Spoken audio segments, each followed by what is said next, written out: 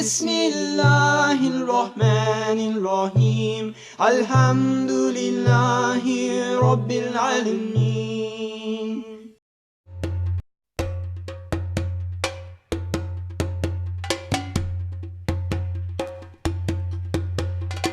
Come from a Pacific Island background. My family, Cook Island, Niuean, Sahasian. I was born in Australia, but as soon as the age of 1, I came here as a young baby. Most of my family, they were all Seventh-day Adventist Christians, pretty staunch at that. Just went church every Saturday. You know, once it hit Friday afternoon, it was sunset, so couldn't do anything after that until until Saturday night. Then, Sabbath was over, we can do what we want. I weren't allowed to go, shop on Saturdays, watch movies, work, do anything like that. And so I used to want to always play league on Saturdays, but I wasn't allowed to, it's forbidden. Just my background growing up was pretty good. Like all my cousins, all my uncles, aunties, they were pretty much, they all went to their church too, and even plus my grandfather, he was pretty strict Seventh-day Adventist, like straight 100% vegetarian. I went to a Catholic school called St. Paul's College in Greyland. I went there from Form 1 till Form 7, and yeah, pretty much me and some of my cousins that went there used to get in trouble from for having arguments with the teachers about, religion. So like we used to say, there's some things they would say that we would say, no, that's wrong, you shouldn't be doing this, da da da. Like, just having debates.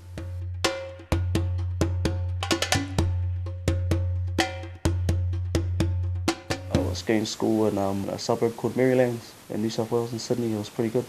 I had lots of Lebanese friends, and I sort of knew from that point then that about Islam. I didn't really take much notice. Oh, I told them I don't eat pork. One of the brothers said to me, "Oh, are you Muslim?" I said, "No, I'm Seventh-day Adventist." And they said, "Oh, what's that?" And I explained to them what being a Seventh-day Adventist was. But yeah, like I found that there was heaps of questions to be answered.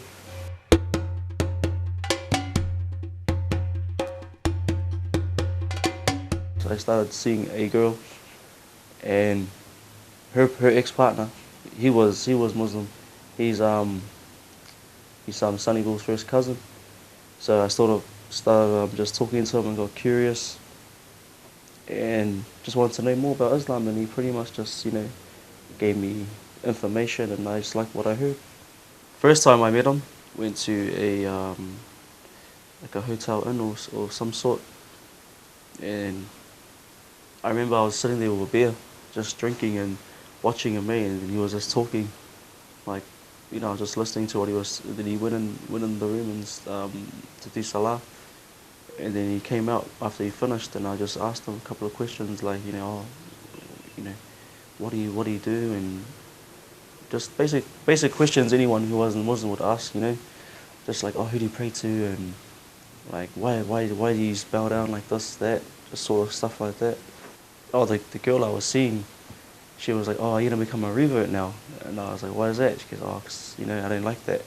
Because then through then, I finished with her. Mashallah, I think it was Allah's will for me to meet him, Abdul Salam, Sunny's cousin. But I hadn't been contacting him, but then I finally contacted him and I said, oh, what are you up to, my brother? Like, and he said, just come over, if you want, meet the brothers. And so I did, which was pretty good. Like, they were quite, it was a different feeling for me, because going in there, I had like different things in my mind, like, oh, what to expect. Like, and when I went and met the brothers, it was just, hospitality was real good, like they welcomed me, asked me if I was hungry, anything I wanted, I needed, like if I needed something, they said they'll, just, don't hesitate, contact them and that. And just the talks they had, it just really got me thinking and wanting to know more about Islam. And I just went back home to watch the DVDs, read the books, and I contacted them and I said, oh, bro, I want to come over and see you, And then they said, oh, brother, you want to come join for Salah? And I was like, oh, I don't know, I'm not too sure, I don't know how to do it. They said, no, that's all right, just, just watch and learn if you want, or you can come join in. And then I remember I remember as we were doing it, and we went down. I remember thinking like, oh, what am I doing? I had that in the back of my mind. But then after finishing it and just finishing salah with them, I felt good. Like I felt more. I don't know. Just had this feeling of happiness. A couple of days later, the brother Muhammad Laka, he's the one that picked me up. He came and just asked me if we wanted to get to the masjid. I was like, yeah. And before we got there, he asked me if I had done my shahada, and I was like, oh, no, I haven't done it yet. This is on Jummah as well, so I pretty much did my shahada on Jummah as well. After I did it, I just felt like really real good, like this weight's been lifted off my shoulders, and I just felt like more happier. For some reason, I just like the name Jamal, and so I stuck with that, and just shook all the brothers' hands, gave them hugs, and gave them salams and that.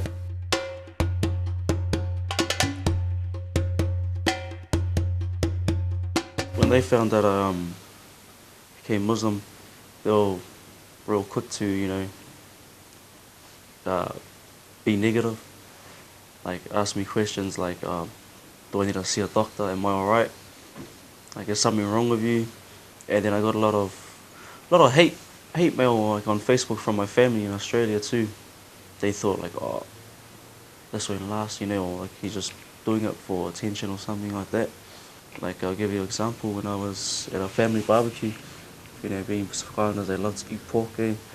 So we were there eating, and then my auntie made me a plate, and which had pork on it. And I said, "Oh, auntie, I don't eat pork anymore," because some of my family, they eat pork and some don't. Like the Seventh-day Adventist ones, they don't eat pork. So they put it on my plate. I said, "I don't eat it," and they said, "Why?" I said, "I'm Muslim now." And all my cousins, because they were drinking, they all started, getting cheeky, getting smart, like say, calling me a terrorist and just all mean stuff, like hurtful things. Now they're more understanding now than from before.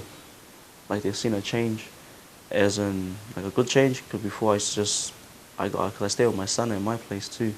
So before I used to just go and take off every Friday nights or weekends, go drink, all that stuff. And then, since becoming Muslim, they know that I don't do that anymore. I just stay at home with my son, or just go take my son to the park, just little things like that I never used to do, which is good.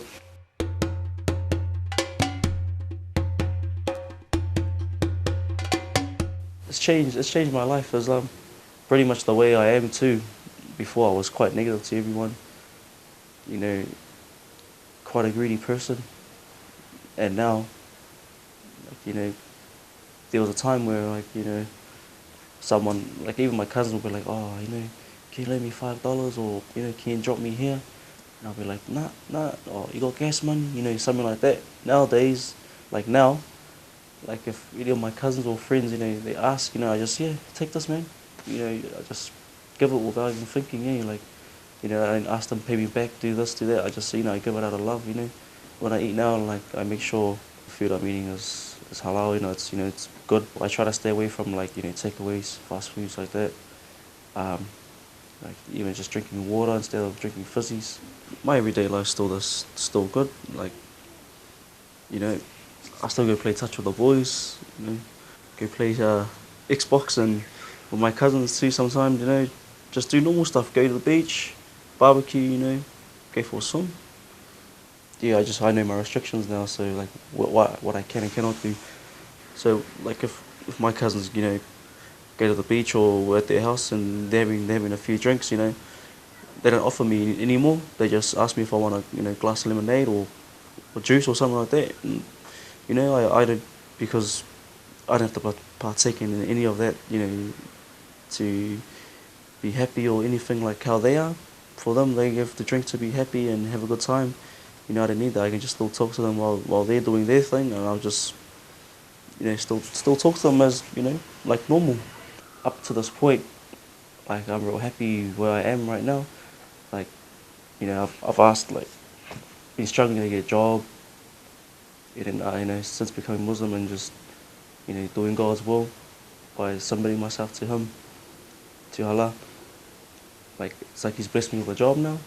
So like I put all my, my thanks and everything I have into believing that, everything comes from Him.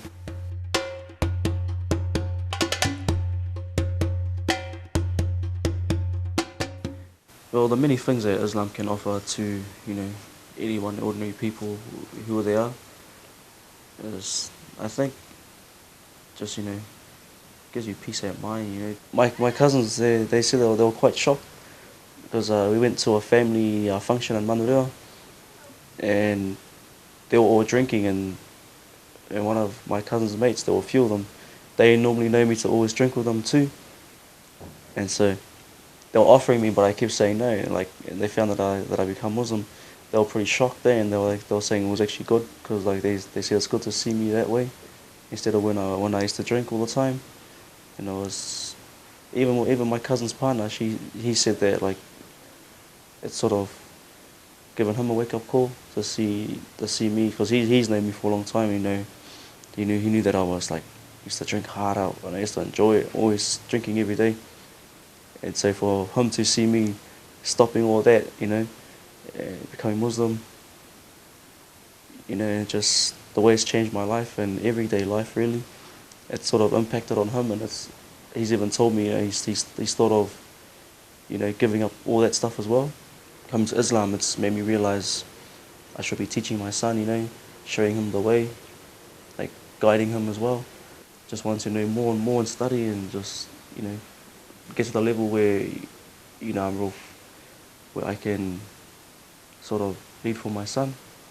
There's times when I'm doing salah in the middle of salah, and then my son will come in the room while I'm doing it, and he'll join in, or he'll ask to join in. Like he'll just come and just start copying me.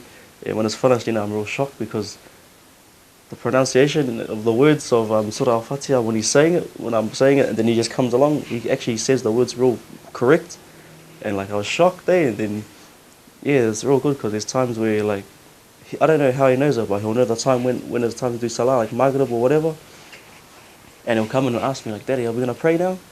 And I'm like, "Oh, look at the time." I'm like, "Oh, how did you know?" And he's like, I remember the times." And I was like, "Oh, I just feel happy. Just made me appreciate him, like appreciate it. Like my son, he can grow up older. Like when he gets older, he could just forget about me and just go somewhere else. I'm always just trying my best to be there for him, to direct him and show him, the right path. Because,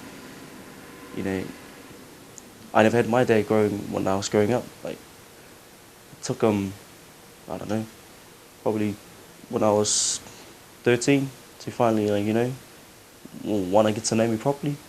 So I wouldn't want that for my son, because my dad was never there. So it's good that I'm here for my son now to show him, and be a good father. Yeah, but Islam's made me a better father and, actually just a better family member to my own family. بسم الله الرحمن الرحيم الحمد لله رب العالمين